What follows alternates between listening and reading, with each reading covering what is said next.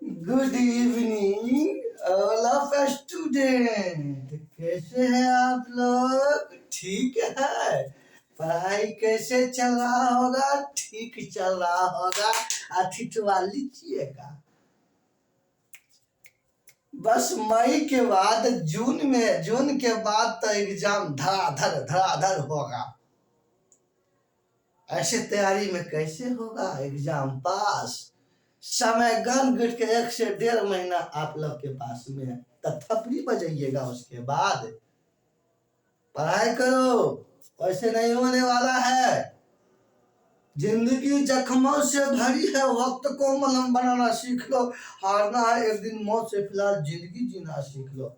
आइए हम अपना काम करते हैं महाराज। पढ़ लिख लीजिए, कुछ बाप माई का नाम ऊंचा कर लीजिए। आइए, अपना नाम तो ऊंचा नहीं कर पाइएगा। आइए देखते हैं आज धुआंधार महत्वपूर्ण aesthetic GK GH with discussion सहित धुआं गर्दा उड़ा देंगे। नहीं तो मेरा नाम नहीं महाभारत। आइए बिना समय गंवाए हुए आइए मेरे प्यारे बच्चों देखते हैं। सतपुरा पर्वत नर्मदा और ताप्ती नदी के बीच में स्थित है। आइए मेरे प्यारे बच्चों फुल डिस्कशन के साथ देखेंगे, कुछ भी कटौती नहीं करेंगे। इसीलिए कहते हैं सतपुरा पर्वत जो है मेरे प्यारे बच्चों, ये नर्मदा और ताप्ती नदी के बीच में स्थित है। अब आइए मेरे प्यारे बच्चों, जैसे सतपुरा पर्वत है ना, सतपुरा पर्वत, ये जो सतपुरा पर्वत है ये नर्मदा और ताप्ती नदी के बीच में स्थित है। नर्मदा एवं ताप्ती नदी के बीच में स्थित है। एक बहुत बड़ा क्वेश्चन, नर्मदा और ताप्ती नदी ये भारत का मात्र 2 ऐसा नदी है जो डेल्टा नहीं बनाती है। तो क्या बनाता है? ये एस्चुरी बनाती है। आइए, यह दोनों नदी डेल्टा नहीं बनाती है। यह दोनों नदी एस्चुरी बनाती है। क्या बनाती है? एस्चुरी बनाती है मेरे प्यारे बच्चों। अब एस्चुरी और डेल्टा, तो ये ध्यान में रखिएगा कौन सा नदी है। कहेगा जैसे सतपुरा, ये नर्मदा और जैसे नर्मदा हो गया और ताप्ती हो गया, इस बीच में आपको स्थित है सतपुरा। मतलब दोनों में जल विभाजन का काम करता कौन सा नदी? नर्मदा। कौन सा? नर्मदा और ताप्ती के बीच में जल विभाजन का काम कौन करता है? सतपुरा। और यह दोनों नदी डेल्टा नहीं बनाती है, एकदम अंडरलाइन करो। यह दोनों नदी क्या बनाती है? एस्चुरी बनाती है। इसे दोनों पंक्ति को लाइन करो, अंडरलाइन करो, याद करो, रिवाइज करो। वैसे में नहीं होने वाला रिजल्ट। एक व्यक्ति कुछ उखाड़ नहीं सकता है। समझ गए ना? तो चलिए आइए स्क्रीनशॉट लीजिए, आगे चलते हैं। फटाफट स्क्रीनशॉट लीजिए, बिल्कुल समय नहीं गवाएंगे। जब एक ही आदमी पूरा चीज का ज्ञाता हो जाएगा तो दुनिया में और क्या करेगा। इसीलिए करके आप सब अपना पढ़िए। समझ गए ना? आइए, जहां तक एनसीईआरटी की बात रहा है, इतना क्षमता है कि 1 महीना में एनसीईआरटी जितनी भी है ना, 1 से 1.5 से 2 महीना में पूरा कंप्लीट करवा देंगे एनसीईआरटी। समझ गए ना? हमारे रूप में किताब पे जांक लगा हुआ है। एनसीईआरटी क्या है? आंख मूंदेंगे दिवागोल, आंख मूंद दिवागोल हो जाएगा। ये मेरा दावा है और मैं करूंगा। मैं डिजिटल बोर्ड लेने वाला हूँ, बहुत जल्द लेने वाला हूँ। आइए, उसके बाद एनसीईआरटी सब कुछ चलेगा। भारत और चीन के बीच में सीमा जो बनाती है उसका नाम है मैक-मोहन रेखा। आइए, मैक-मोहन रेखा। मेरे प्यारे बच्चों, ये मैक-मोहन रेखा भारत और चीन के बीच में सीमा बनाती है। किसके बीच में? भारत और चीन के बीच में सीमा बनाती है। कौन सीमा बनाती है? मैक-मोहन रेखा। मैक-मोहन रेखा को 1914 ईस्वी में खींचा गया था। कब इसको खींचा गया? तो 1914 ईस्वी में खींचा गया था। ये मैक-मोहन रेखा जो भारत और चीन के बीच में सीमा बनाती है, इसे 1914 ईस्वी में खींचा गया था। फटाफट स्क्रीनशॉट लीजिए, लिखिए, रिवाइज कीजिए। वैसे नहीं होने वाला है रिजल्ट, जब तक मेहनत नहीं करोगे नहीं होने वाला है। समझ गए? समय नहीं है, पता चलेगा क्या एग्जाम निकल गया, रिजल्ट किसी को हुआ ही नहीं। पढ़ो हर एक विषय को, समझ गया ना? आइए, वंदे मातरम गीत, ये राष्ट्रीय गीत है। आइए, वंदे मातरम, वंदे मातरम, वंदे मातरम जो है मेरे प्यारे बच्चों, ये राष्ट्रीय गीत है। वंदे मातरम यह राष्ट्रीय गीत है। कौन? वंदे मातरम। वंदे मातरम कह रही है आपको, ये राष्ट्रीय गीत है। इसे, आइए, ये राष्ट्रीय गीत है। इसे स्वीकारा गया था आपको 26 जनवरी 1950 ईस्वी को। इसे अपनाया गया था 26 जनवरी 1950 ईस्वी को। वंदे मातरम के गीत को जो है ना स्वीकारा गया था। आइए मेरे प्यारे बच्चों, वंदे मातरम ये आनंद मठ में वर्णन है। आनंद मठ में वर्णन है, वर्णन है। आनंद मठ में वर्णन है। कौन? वंदे मातरम गीत। ये आनंद मठ जो है ना, ये बंकिम चंद्र चटर्जी की है।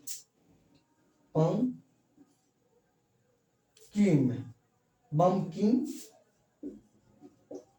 चंद्र चटर्जी, बंकिम चंद्र चटर्जी की ये आनंद मठ है। इसी के द्वारा वंदे मातरम गीत लिखा गया था। समझ गए ना? आइए, वंदे मातरम गीत ये राष्ट्रीय गीत है। 26 जनवरी 1950 ईस्वी को इसको अपनाया गया था। ये वंदे मातरम गीत आनंद मठ में वर्णन है। ये आनंद मठ बंकिम चंद्र चटर्जी की है। अब आइए आप लोग स्क्रीनशॉट लीजिए, फटाफट चलिए स्क्रीनशॉट लेते चलिए, एकदम बिल्कुल समय नहीं गंवाना है। समझ गए ना? बिल्कुल समय नहीं गंवाना है। इसको लिखते चलिएगा, नहीं तो मुंह देखते रहिएगा, ऊपर में अलवा नहीं बैठता है। समझ गए ना? किसी भी, ये जो जिक्के देख रहा है ना, ये 10 साल 15 साल की मेहनत का है। वो नहीं 2 महीना में नहीं हो जाता है जिक्के के लिए, ये 15 साल की मेहनत है। 15 साल दिन रात एक करके पढ़े हैं, वैसे नहीं होता है, ऊपरे मालवा नहीं बैठ जाता है।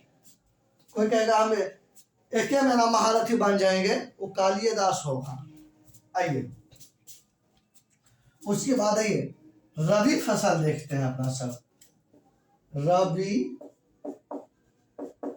फसल, रबी फसल कौन कौन सा है? 2-4 को ध्यान में रखिए। रबी फसल मेरे प्यारे बच्चों, गेहूं है, जौ है, सरसों है, मटर है, ये सब क्या है? सरसों फसल देखिएगा, गेहूं हो गया, जौ हो गया, सरसों हो गया, गेहूं हो गया, जौ हो गया, सरसों हो गया, मटर हो गया, ये सब मेरे प्यारे बच्चों गेहूं हो गया, जौ हो गया, सरसों हो गया, मटर हो गया, ये सब मेरे प्यारे बच्चों रबी फसल है। क्वेश्चन पूछेंगे नीचे नीचे दिए गए प्रश्न में कौन सा रबी फसल है।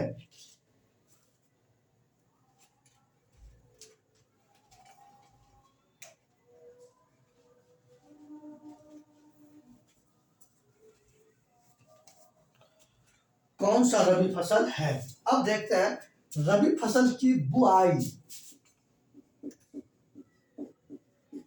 अक्टूबर नवंबर में, इसकी बुआई होता है अक्टूबर नवंबर में, अक्टूबर नवंबर में इसका बुआई होता है। किसका? रबी फसल का। इसकी कटाई, इसकी कटाई होता है मार्च अप्रैल में, मार्च अप्रैल में। क्या गेहूं नहीं काटते हैं अपना लोग, तो इसकी कटाई होता है मार्च अप्रैल में। ध्यान दीजिए, रबी फसल गेहूं, जौ, सरसों, मटर और आ सकता है। इसकी बुआई अक्टूबर नवंबर में, इसकी कटाई मार्च अप्रैल में, इसकी कटाई होता है रबी फसल का। चलिए स्क्रीनशॉट लीजिए, उसके बाद आगे चलते हैं अपना सब। स्क्रीनशॉट लीजिए, ले लिए होंगे। आइए, बिल्कुल इसमें समय नहीं गंवाना है। स्क्रीनशॉट लीजिए, लिखिए, पढ़िए, कब होता है। बहुत मेहनत करना पड़ता है, कहा देने से नहीं हो जाता है सिलेबस खत्म। उसके लिए जी तोड़ पागल की तरह पढ़ना पड़ता है मेरे बच्चों। आइए, काली मिट्टी, काली मिट्टी।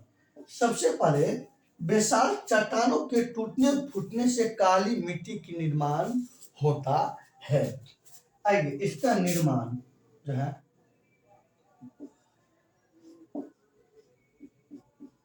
बेसाल्ट चट्टानों के टूटने से, बेसाल्ट चट्टानों के टूटने से निर्माण होता है। किसका? काली मिट्टी का। इसका दूसरा नाम है रेगुल मिट्टी। इसे रेगुल मिट्टी भी कहा जाता है, इसे रेगुल मिट्टी भी कहा जाता है। और ये मिट्टी कपास, इस मिट्टी में कपास की खेती अच्छा होता है। इस मिट्टी में कपास की खेती होता है। इस मिट्टी में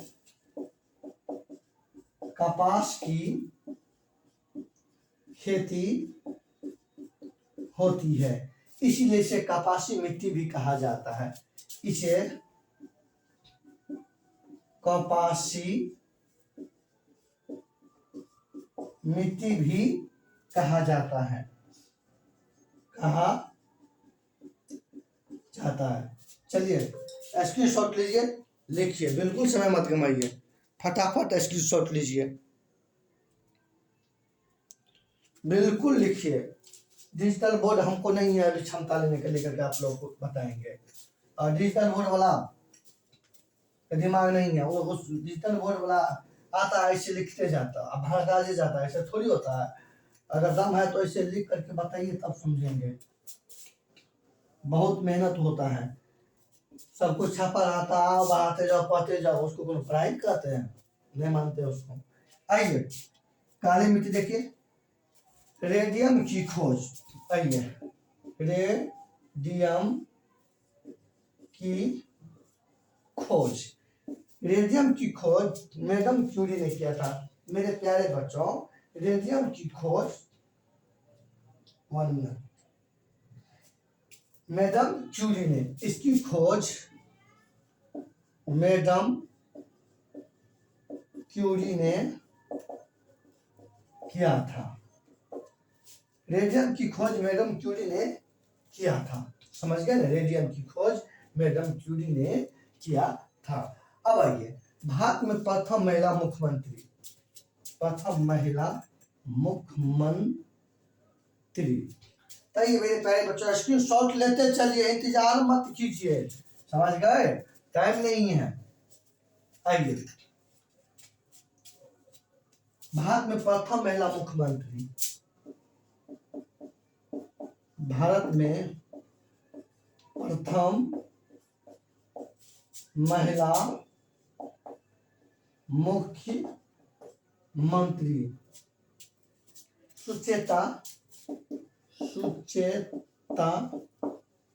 कृपलानी बनी थी। और यह जो है ना, यह बनी थी आपको यूपी के, यह उत्तर प्रदेश की बनी थी। आइए, भारत के प्रथम महिला मुख्यमंत्री कौन बने थी? सुचेता कृपलानी। और कहाँ की बनी थी? ये यूपी की बनी थी। यूपी की राजधानी लखनऊ, इसकी राजधानी लखनऊ। और लखनऊ जो है गोमती नदी पर स्थित है। लखनऊ जो है गोमती नदी पर स्थित है। लखनऊ कहाँ स्थित है? गोमती नदी पर स्थित है। फटाक से स्क्रीनशॉट लीजिए, आगे चलते हैं, तेजी से लीजिए स्क्रीनशॉट, आगे चलते हैं। बिल्कुल समय नहीं गवाएंगे, आपका एक एक समय बड़ा बहुमूल्य है, हम समझते हैं, इसलिए करके जो है ना फास्ट में, ज़्यादा टाइम भी आपका बर्बाद नहीं करना चाहते, कम समय में जितना हो सके अच्छा उतना मीटर देंगे। आइए, यहाँ मिट गया था थोड़ा, शोषण कहता प्रकाश संश्लेषण जो होता है मेरे प्यारे बच्चों, प्रकाश